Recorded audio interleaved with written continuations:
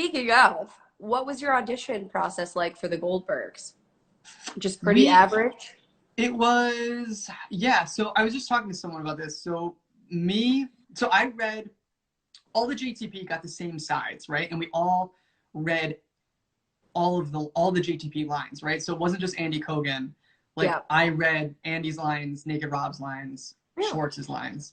But my sides said Madman Schwartz. Sammy's, his said Naked Rob. And I think Noah, who plays Naked Rob, his said Schwartz too, I want to say. Yeah. Yeah. But we all read the same lines. I don't know why. That's amazing. Wait, did you do a chemistry read, or did you guys? No. Okay. No, you guys like met the day we went on set. It took 6 minutes. It was one of those where you go in, we just tape and then you leave and you're like, maybe I'll hear something, maybe I won't. That is, well, did you think that the JTP was going to be such a significant role? Like, no, we were hoping, because like it said, it said like possible recurring. So you're like, okay, maybe. Yeah. But I knew, I was friends with Adam before. So like, he kind of was like, hey, these are real people. I kind of want to bring them back. So like, I had a little bit of an inside like scoop, Yeah. At what point did we know that you guys were like, I mean, you guys have been on the show since season 2, right? Yeah. At what point were you like, oh, we're going to be like in this? Or do you still feel like you never know? Every episode, I'm confident it's my last. Like, why? Every episode. All of us. It's not just me. We're all like, Shane, Noah, the 3 of us, we're all like, this will probably be it, right? We've run this is it. This will be it. Like, how though? Because in my mind, just as someone who's like a fan of the show, I'm like, the JTP makes my life. Thanks, man. Yeah, because I don't know. Because, because self-confidence and actors don't really go hand in hand. All insecure, baby. You know what I mean? Like, what? Yeah. So. Well, I think the JTP is awesome. And how many times do you get someone yelling JTP at you from across the street or the room? Because I've even gotten it. Honestly, it's fun. It's fun. Yeah. It's fun. Yeah. It's like having a catchphrase. So it makes it real easy to like, you know what I mean? It's a call and response. Yeah. I don't have to think too hard. It's great. It's just JTP. Like, that's easy peasy. You know what I mean? It's nice. I know. Yeah. I love when someone does it, because even though I'm not in the JTP, I like to feel like I'm a part of it, and I just go, JTP. You were saying you get something different where people want you to do the Erica gag, right? Yes. Yeah. So my character gags on the show. And that was such a last minute, like, we were doing a scene in like season 3 or something, where one of the writers was like, okay, it was whenever Lainey was falling for Barry, and she was trying to like confide in me about it. Yeah. Mm-hmm. And then my character is like disgusted, obviously. And so during one take, one of the writers was like, would you like gag and then leave? Mm-hmm. And I'm like, oh, I've never done that, but okay. And so I did it, and they thought it was funny. And then it just became such a thing that I will literally have random people come up to me and go, hey, will you gag for me? And I'm like, bummer, dude. No. Bummer. It's like, it's the most uncomfortable, like, catchphrase. Do you do it? Do you do it, or are you like, I'd rather? I do it. You do it. I do it because I can't, I'm the kind of person that when I meet someone and I'm like, will you please do this? Like, for example, I'm a huge Brian McKnight fan. Okay. And I went to his show, and obviously he does not have to do this, but like, he went and met people after the show and like let people come up, which is unbelievable to me. So my mom and I like waited in line, and I was going to ask him to just like sing a quick line of one of his songs with me, just to say I sang with him. And he said he wouldn't do it. And like, but when he was like, but he was polite about it though, right? Was he was yeah, like, I mean, he wasn't like rude, but he just was like, nah, it's like, I don't. And then, and also like, poor him, because he might have to be singing with somebody that's like really tone deaf, or like maybe he's saving his voice after the show. You never know. But ever since, I'm like, I can't say no to people. Like, I knew how bad I felt. Let's get him on Instagram. What was someone pop that handle on there and be like, what's up, man? Get Brian McKnight on here. This thing, and get a duet going. Seriously. So having people ask me to gag is not the same as yelling JTP. Yeah, getting a JTP is way better. It just feels better, I think. Yeah, it's a lot easier. There's good positive energy there. Yeah. Which, have you met the real Andy Cogan? I think. Yeah, we did an episode. It was my favorite episode that I was in, where my favorite episodes are the ones that are not with Sam Lerner. They're my favorite ones. but this one he happened to be in it, and it was fine. And it was the one where it was like football themed, something about football, something about the Eagles, but the tag was us, the actor JTP, playing the real JTP. So we got to spend the whole day with them playing football.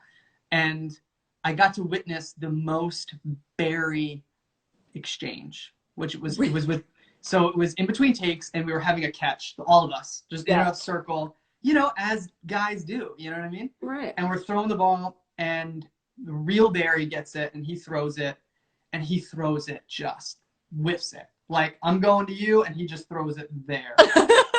And he goes with he says in 100% earnest, he goes, something's wrong with this ball. And I lost it. I lost it. It was the most Barry thing he could have said. Blames it on the ball that we're all throwing. A fine catch with. And he's like, it's clearly the aerodynamics of this is not. I don't know what would be wrong with the ball to make you throw it. Go to the wrong way. What is one thing, because I know you, and I know you like to hide little gems in there. What is one thing about the Andy Cogan character that maybe people don't know? Oh, you know this. Yeah, but like, you don't have to say that if you don't want to. Oh, well, like, I secretly would love for Andy Cogan and Naked Rob to get together. Yes. I think they make a very cute couple. Mm-hmm. It's something that I've been pushing since season 3. Yep. That I think they would. Look, you've got, it's Jerica, right? Yes. And it was Blaney. Yep, Blaney. I just think it only makes sense that Andy Cogan and Naked Rob, and it would be Nandy? Nandy? Or Randy? Rob. Oh, Rob. But then Randy's great. I love Randy. That's a good one. Yeah. So you, I know, have been like hiding little gems of like you and Noah both trying to make that happen. Yeah. Have you ever caught it in an episode though? Have they like kept it at all? Not really. That's the thing. No, because it's always like right at the beginning of a scene, or like kind of towards the end where you just naturally cut. Yeah, stuff. You can cut it right off. But you know, it's behind it. It's behind the eyes. You know what I mean? You watch the scenes, and the way that Andy looks at Rob, you could tell there's something special there. You know? It's long lasting. And well, now that you've got Shane's character in there, he's just kind of he doesn't have anybody. Yeah. He's just kind of a lone wolf. He doesn't have anybody, or he has everybody. That's true. He's so much better than Sam Lerner. I love having Shane there instead of Sam, you know? Right? Like, finally he's gone, right? Yeah, finally. And you have Shane. It's great. It's a good trade-off. I also wanted to ask, you may not have one of these, but I know I do. What's your most embarrassing moment on set? It doesn't have to be our set. Have you ever had an embarrassing moment while filming anything? I'll tell you the most embarrassing, like, acting-related story. Okay. And this is my most embarrassing, like, thing, I feel like. It was high school. Did you do high school, like, plays and stuff and musicals? Did you have to, when you would audition, was it just you and, like, whatever, the high school, like, the director, or was it in front of everybody? Ooh. I want to say there were other people in the room. It's very cruel. Like, we had to do it in front of everybody, boys and girls. And, like, that already, like, makes it. Yeah, well, auditions in general are the worst. Yeah, and you're in high school? That sucks. That's not cool. So, I was auditioning for Bye Bye Birdie. Yes. Mm-hmm. And so you get up on stage, and there was a monologue and a song. And I do the monologue first, okay? Kill it. You know what I mean? Just slay it. Feeling great.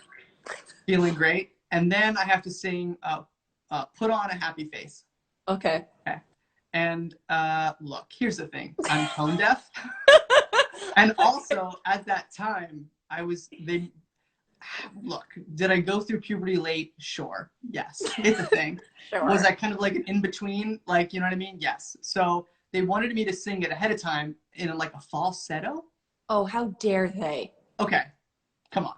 So I go up there. I start singing Put On a Happy Face in a falsetto. Totally just atrocious. Off key. And I'll never forget my friend Rebecca Mitchell in like the second row as I'm singing, and she's making this face. No! So I finished the song, and then the director goes, because like I was a ham, whatever, and he goes, big surprise. And he was like, okay, do it again, but can you do it for real this time? But I was doing it for real. I was, Mr. Nation. I was doing it for real. So then he goes, okay. Sing the scales for me. Brutal.